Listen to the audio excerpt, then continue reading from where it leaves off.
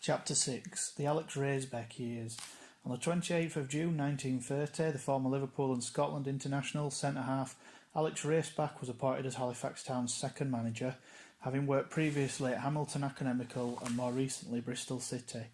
Having arrived at the Shea well aware of the size of the task ahead of him, but he rebuilt the side with the likes of goalkeeper Bernard Bilcliffe, John McFarland, Jim Barry, Billy Hopkins, Bob Graham and left winger Frank Betteridge, though the two most notable captures were those with Manchester United connections.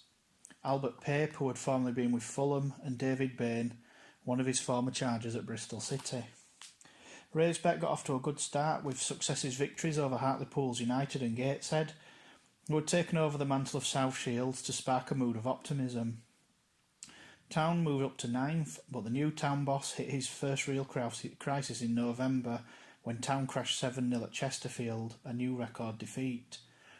And having to rally his players for the visit of Barrow on the 22nd of November, after several had witnessed a serious accident on Skircutt Road, where the mother of Town's Assistant Secretary, Trevor Noble, was knocked down by a car.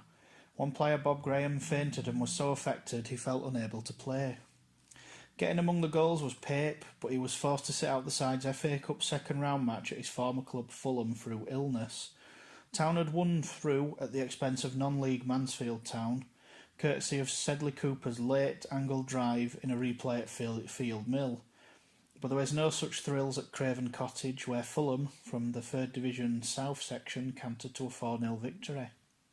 Out of the Cup, Town concentrated on league affairs but sunk to new lows. They suffered a record home defeat when they were humbled 5-1 by Carlisle, and 2 days after playing out a 1-1 draw on Christmas Day with Hull City, collapsed alarmingly in the return at Boothbury Park.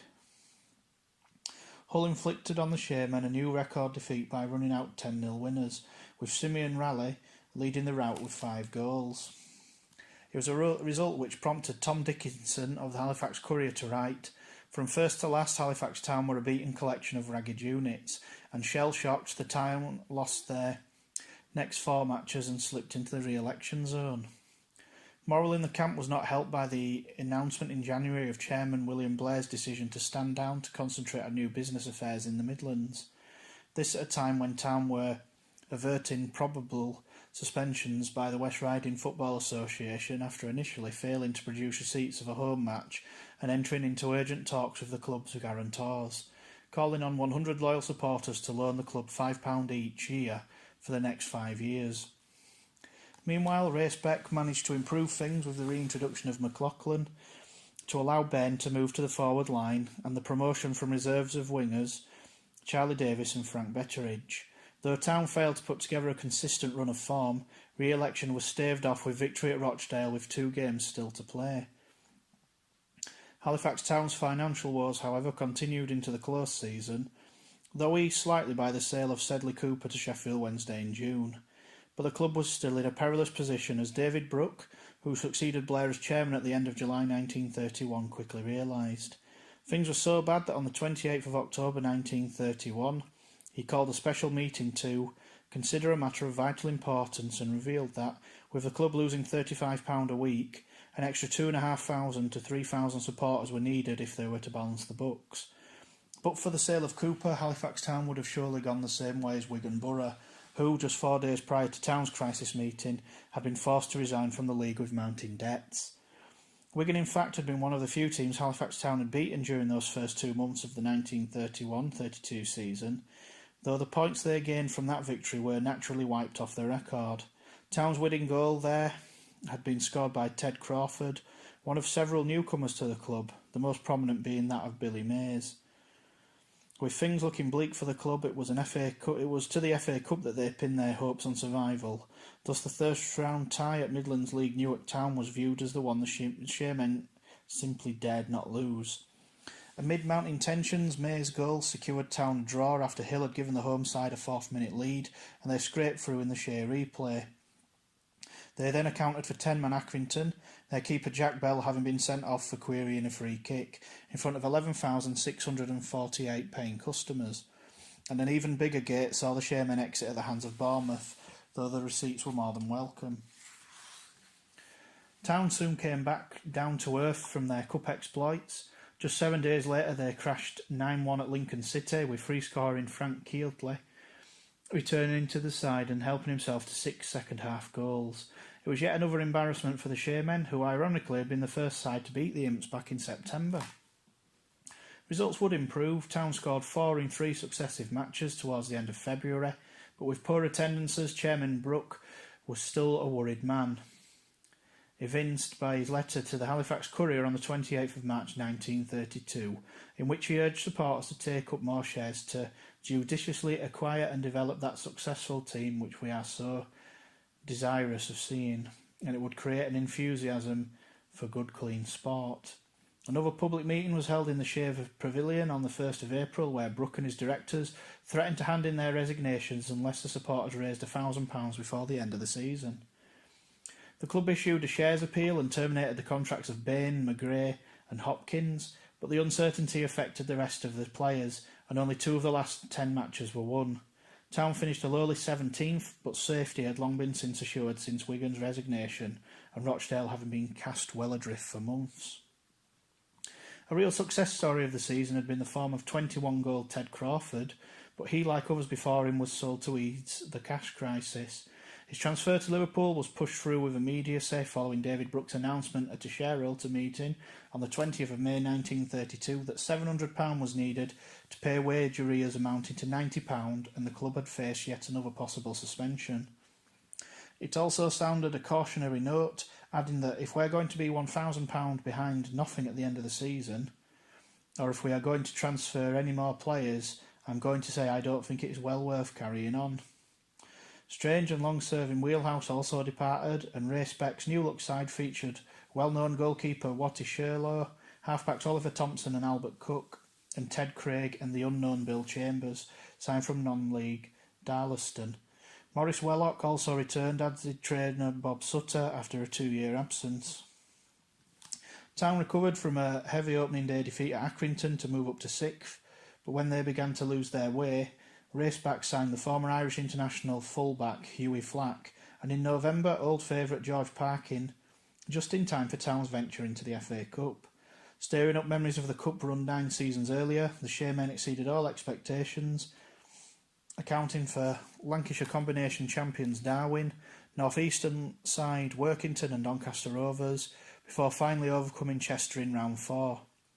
Town had forced a replay at Sealand Road and memorably won the Shea replay on a Thursday afternoon in front of 14,000. Bob Sutter Jr. was forced to stand in for injured Sherlow, and Davis netted an extra-time winner to send Town into the 5th round for the first time. It was then that Alex Raisbeck went out and signed arguably Town's greatest ever player, former England international winger Fred Tunstall from Sheffield United. His first appearance against Gateshead helped swell the gate to 7,477, but in the run-up to the 5th round meeting with Luton Town in the FA Cup, he and his new colleagues experienced heavy defeats at Walsall and Stockport County. Luton were only a 3rd Division South outfit, and Town had every chance of progressing to the quarter-finals, but their hopes disappeared with the blizzard, so fierce at one point that the referee was forced to take the players off the field for 25 minutes. The visitors, with the elements in their favour in the first half, scored through Tommy Twait and added a second after the break, but it was they who went through to meet Everton. Tunstall went on to woo the crowds, but the Shaymen failed to capture the form that he had served them well in the Cup. Manager Raisbeck, though, had found a useful goalscorer in Chambers. He finished with 20 league goals, but would score more proficiently the following term. Halifax Town began the 1933-34 season with a new chairman, Charles Mattock, succeeding David Brooke at the club's AGM on the 23rd of June 1933, and a balance sheet which was one of the best the club had ever produced. The steady improvement under Raisbeck continued, for having kept most of his players, the side reached the 3rd round of the Cup, though the season would mostly be remembered for an aberration at Stockport in January. Chambers and Tunstall scored proficiently early on, and Town moved up to 5th following victory over Walsall on the 7th of October, and the side was strengthened further with the arrival of Arthur Mercer from Chester in November. It was an exciting period for the club, for as well as going into the league, the side progressed to the 3rd round of the FA Cup following an exciting 3-2 success over Barnsley at the Shea and replay victory at Hartlepool's, where Cook slammed home an extra-time winner in the fading light. Town's reward was an away tie at 2nd Division Bolton Wanderers, scheduled for the 13th of January 1934. But by the time that game came around, they had slipped slightly in the league after losing heavily at Barrow and Hartlepool's, and there was concern over goalkeeper Sherlaw. In an earlier victory at Rochdale, he had received a thigh injury, but had continued to turn out for the club. Now, as they prepared for the trip to Stockport on the 6th of January, he was declared unfit and reserve Stanley Milton was drafted in. Milton apart, it was almost a full-strength side which took the field at Edgeley Park, and though Stockport were lying second, Town were only 3 places below them, and there was no reason to expect anything untoward, even when Joe Hill gave the home side a 2-goal half-time lead. But the second half, Town collapsed alarmingly and County ran in 11 goals for an unthinkable 13-0 victory, and forcing Tom Dickinson to quip in his report for the Halifax Courier, "What was this? A football match or a whist drive?" The result, which catapulted Stockport and Halifax into the records books, was doubtlessly a fluke, and certainly at Bolton a week later the players showed much more spirit. Tunstall gave Town an 18th minute lead, but the turning point appeared to be his second half shot which hit the post. Bolton survived and eventually took control to run out 3-1 winners. League leaders Chesterfield felt the backlash from the Stockport debacle as Town ran out 5-0 winners on a frostbound pitch, with Chambers netting a hat-trick.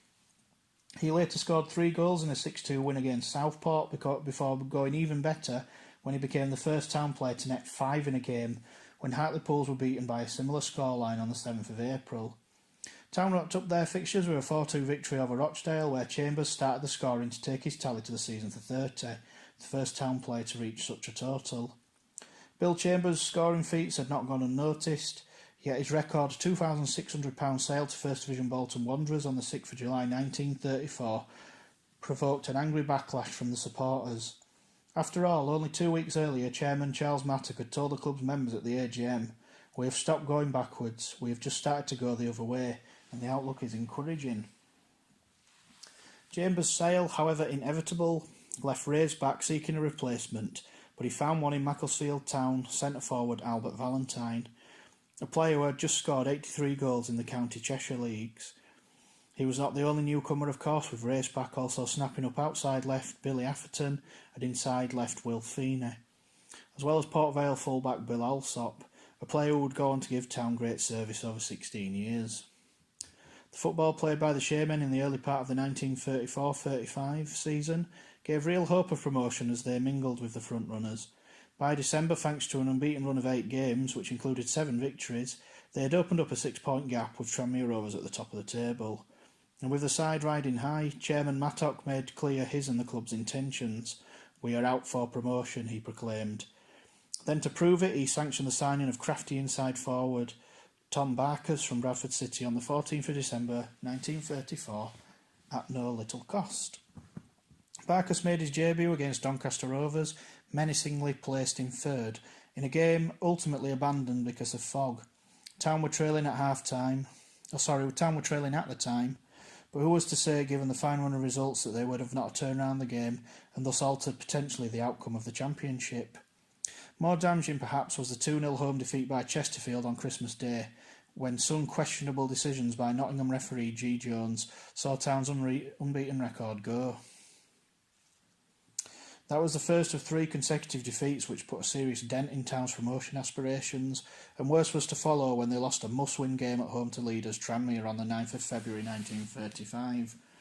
Still, Town kept up their pursuit and moved to within 3 points, helped by a 5-haul goal by Valentine in the 6-2 victory over New Brighton. But the team to watch were Doncaster, who hit a rich vein of form, went top at the end of March and opened up an unassailable lead. The Shaymen virtually conceded the title in defeat at Stockport on the 13th of April, and although they notched home wins over Crewe and Hartlepool, Doncaster were crowned champions on the 27th of April. When they hosted Raisbeck's side on the 2nd of May, the Rovers players ran out to "See the Conquering Hero Comes," played by a local band. Although Valentine put a dampener on their celebrations 5 minutes from time when he fired home the game's only goal, his 33rd of the campaign, and 2 days later Betterich's strike ensured that Town not only completed a league double over the new champions, but also moved above Chester to claim the runners-up spot. During the close season, Alex Raisbeck announced his battle cry: "We want promotion, it is what we are here for. We're not here to mess about in the third division if we can get out of it. We want to go up with a credit balance, and if we reduce our liabilities next season as well, we'll have this year and then we'll be ready for the second division." But despite bringing in a crop of new players such as goalkeeper Cliff Owen, fullback Idris Williams, halfbacks Alf Pope and Jack Cood, and Clem Smith, a prolific goalscorer with non-league South Kirby Colliery, the side soon found themselves off the pace. Their cause not helped by injuries to key players, with Valentine, Turnstile, Feeney, Pope and Davis all spending at least some of the time on the sidelines. The Shaymen managed to remain in the top half of the table throughout the first 3 months of the 35-36 season, lying 8th at the end of October, 5 points adrift of second place Lincoln, but a poor run during December and January saw them slip as low as 18th. Inconsistent in the league, however, Town did at least raise their game in the FA Cup, for after a comfortable 4-0 victory over Rochdale in the third round, they played 3 pulsating games with Hartlepool's, though ultimately they were to bow out to their North East rivals at neutral St James's Park, home of Newcastle United. When Clem Smith broke down in training in November, Raceback secured the services of Billy Merry from Manchester United and handed debutants to Bill Joyce, a Hebden Bridge youth, and Joe Mills, but the side began to falter alarmingly. Even Cup conquerors Hartlepool's managed to win at the Shea for the first time, and the supporters quickly began to lose confidence in the side, which had become a battered remnant of an already weakened team, with 8 players on the injury list. Valentine's 4-goal haul at Oldham Athletic was one of the few highlights in the second half of the season, as the fans voted with their feet. Only 3,690 turned up for the visit of York City, almost 2,000 fewer than for the corresponding fixture the previous season, forcing the directors to issue a rallying call once more. But the transfer of star winger Charlie Davis to promotion chasing Chesterfield on the 13th of March hardly lifted the spirits. Though the fee was not a large one, the directors felt compelled to sell one of their brightest stars to help compensate for a lack of revenue through the turnstiles. Davis would help his new club to the Championship, though Chesterfield will be grateful to the Shaymen, who sprang a surprise by completing the double over title rivals Tranmere during the Easter period. Town ended an injury-ravaged campaign in 17th place, and though Valentine, by scoring in the final match, a 2-1 defeat at Walsall, reached 30 league goals for the second season running, manager Alex Raisbeck felt he had taken the side as far as he could. When Chester boss Charlie Hewitt left to take over at Millwall, Raisbeck come out on top of a large number of applicants for the vacant position at Sealand Road. On the 12th of May 1936, the Halifax Town directors agreed to release him from his contract and set about seeking a successor.